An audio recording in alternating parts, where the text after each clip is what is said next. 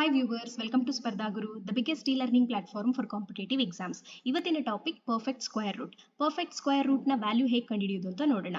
Root 324. First unit digit ನ consider ಮಾಡಿ. Unit digit ಎಲ್ಲಿ ಬರುತ್ತೆ? 2 ಸ್ಕ್ವೇರ್ ಅಲ್ಲಿ ಬರುತ್ತೆ, ಅದೇ ರೀತಿ 8 ಸ್ಕ್ವೇರ್ ಅಲ್ಲಿ ಬರುತ್ತೆ. 8 ಸ್ಕ್ವೇರ್ ಅಂತಂದ್ರೆ 64, 4 ಅನ್ನೋದು ಯೂನಿಟ್ ಡಿಜಿಟ್ ಅಲ್ಲಿ ಇದೆ.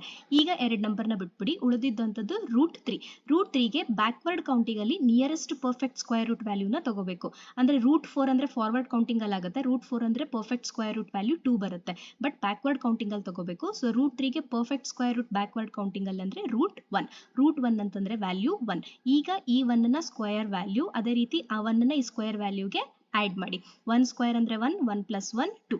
ಈಗ 2 ಮತ್ತೆ 3ಗೆ ಕಂಪೇರ್ ಮಾಡಿ. 2ಗೆ ಕಂಪೇರ್ ಮಾಡ್ಕೊಂಡ್ರೆ 3 is the higher value. So 2 ಮತ್ತೆ 8 ಅಲ್ಲಿ ಹೈಯರ್ ವ್ಯಾಲ್ಯೂನ ಕನ್ಸಿಡರ್ ಮಾಡಬೇಕು. ಹಾಗಾಗಿ ರೂಟ್ 324 ಆನ್ಸರ್ ಈಸ್ 18. ರೂಟ್ 576 ಇದರ ಆನ್ಸರ್ ಏನು ಅಂತ ಹೇಳಿ ಕಮೆಂಟ್ ಸೆಕ್ಷನ್ ಅಲ್ಲಿ ತಿಳಿಸಿ. ಅಪ್ಕಮಿಂಗ್ ವಿಡಿಯೋಸ್ಗಾಗಿ ಚಾನೆಲ್ನ ಸಬ್ಸ್ಕ್ರೈಬ್ ಮಾಡ್ಕೊಳ್ಳಿ. Thank you.